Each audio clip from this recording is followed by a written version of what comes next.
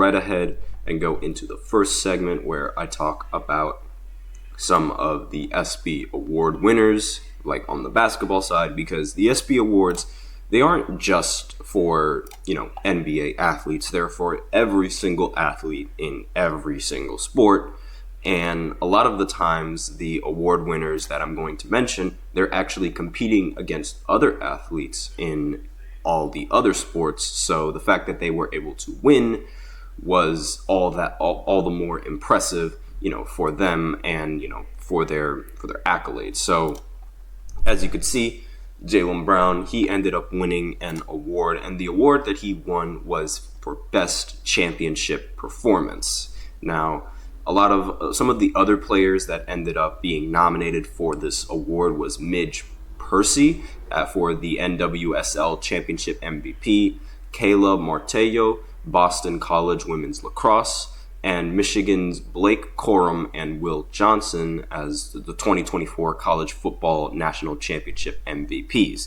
So Jaylen Brown was chosen as the winner for the Best Championship Performance. Now, it's a little bit odd considering how amongst the recent finals MVPs, like either in this decade or the past 10 years, he's arguably his performance is arguably one of the most lackluster, I guess you could say, or like one of the least impressive finals MVPs. Like in the past 10 years, I'd say the only finals MVP that was arguably worse than Jaylen Brown was Iguodala when he won the finals MVP back in 2015. A lot of people thought it should have been Steph Curry, and everyone was incredibly surprised that Iguodala even won the finals MVP. But aside from that, Jaylen Brown ended up winning the award for Best Championship Performance, and I'm pretty sure Jason Tatum is incredibly salty at the fact that Jaylen Brown ended up winning both the Finals MVP and the Best Championship Performance, because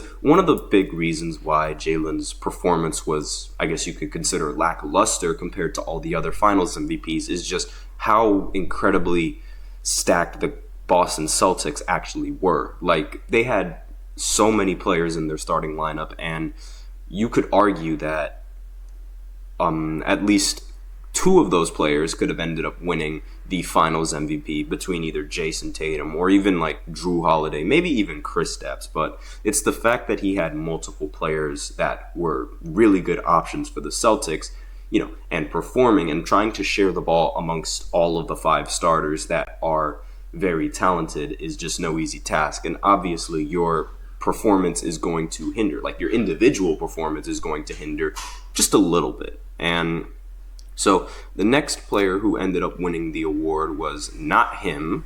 Jesus Christ, I don't know why he is on the display. I apologize for that. He did not win a single award. Let me just go ahead and scroll through all of this. Here we go. Luka Doncic.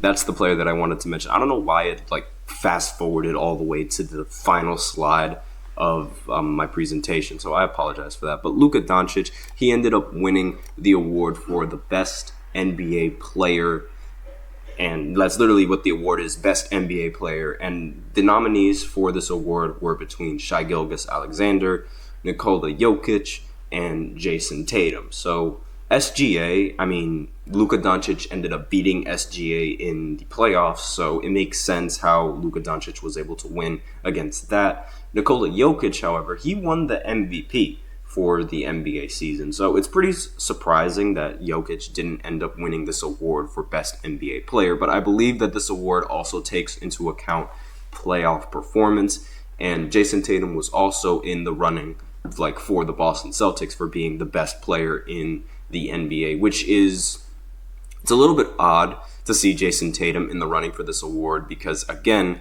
Jason Tatum didn't win the Eastern Conference Finals MVP, nor did he win the NBA Finals MVP. So the fact that he's in the running for this particular award is a little bit odd. I don't see why he was even chosen for this award. But again, probably due to his playoff performance and just how he played in the entirety of the postseason. But aside from that, no complaints on Luka Doncic winning this award. I think it's well deserved. He deserves to win this.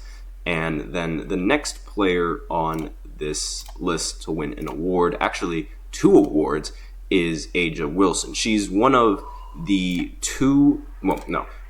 three athletes that ended up winning multiple awards for the ESPYs. She was awarded the best WNBA player, and the players that were nominated for that were Alyssa Thomas for the Connecticut Suns, Brenna Stewart for the New York Liberty, and Nafisa Collier for the Minnesota Lynx. And another award that she ended up winning was, let me just go ahead and scroll through the awards list just to make sure that I got it right. She ended up winning, let's see here, the best athlete in all of women's sports. Now, some of the players in the nominee for this was Caitlin Clark, Coco Gauff, like for tennis, Nelly Korda in golf, and of course A'ja Wilson, who ended up winning the award as the best athlete in women's sports. Now, I mentioned Caitlin being nominated for this award, and she also ended up winning 2 awards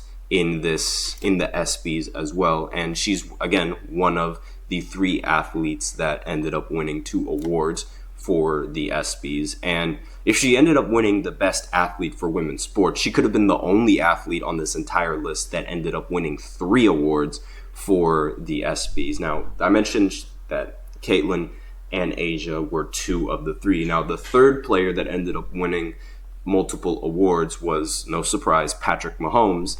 And, he's just an NFL player, so I can't really talk about that. But he won the award for being considered the best athlete in men's sports. And it's there's not a single NBA athlete that was nominated for this award. So props to him, props to Patrick, but I'm not going to really talk about that. Now, for Caitlin Clark, on the other hand, she ended up winning the award for the best college athlete for women's sports. The award was divided between men's sports and women's sports because, let's face it, it just wouldn't be fair to pair both the men's and the women's sports together. I think it would be rather unfair. So she won the award for best college athlete for women's sports.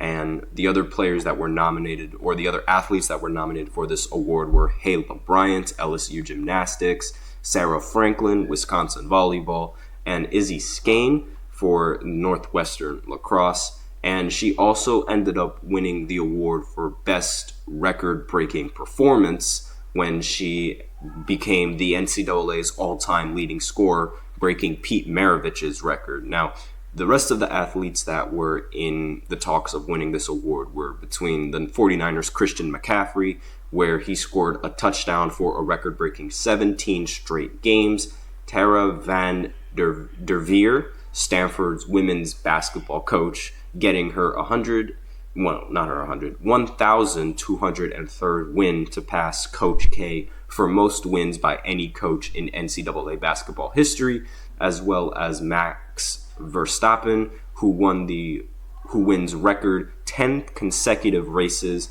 with a victory at the Italian Grand Prix. So the fact that she was able to win this award over several other male athletes and several other, athletes that aren't even playing in her sport is nothing short of impressive.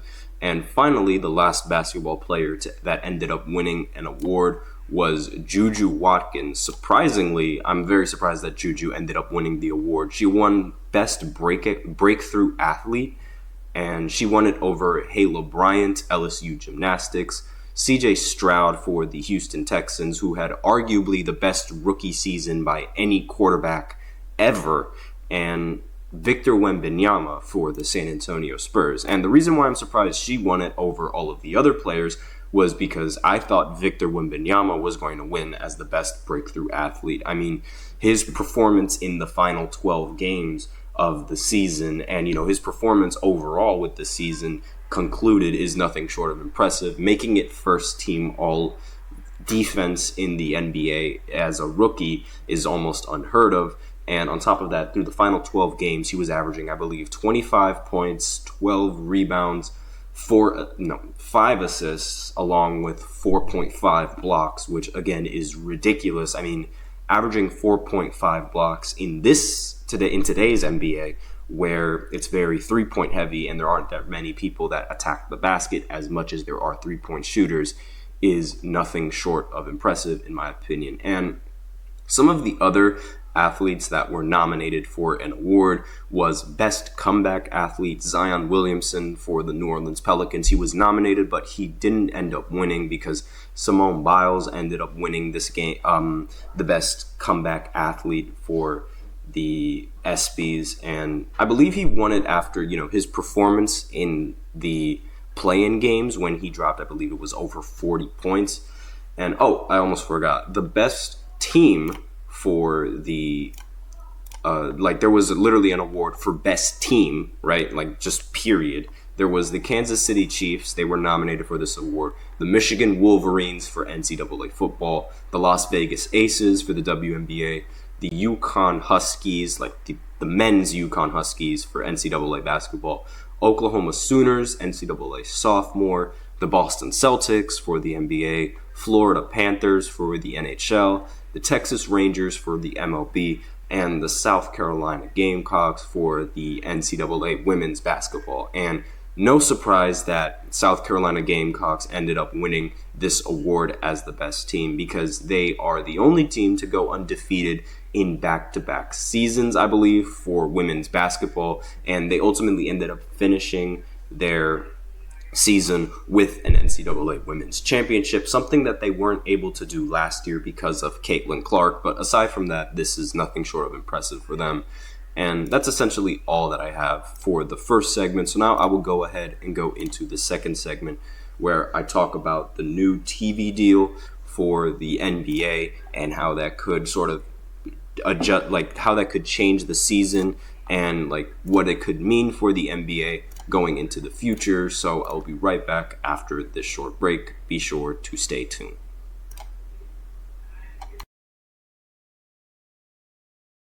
I feel like I'm losing my mind. Is everybody in the world blind? Please, Lord, give me a sign, a sign. I feel like I'm losing my mind. Is everybody in the world blind?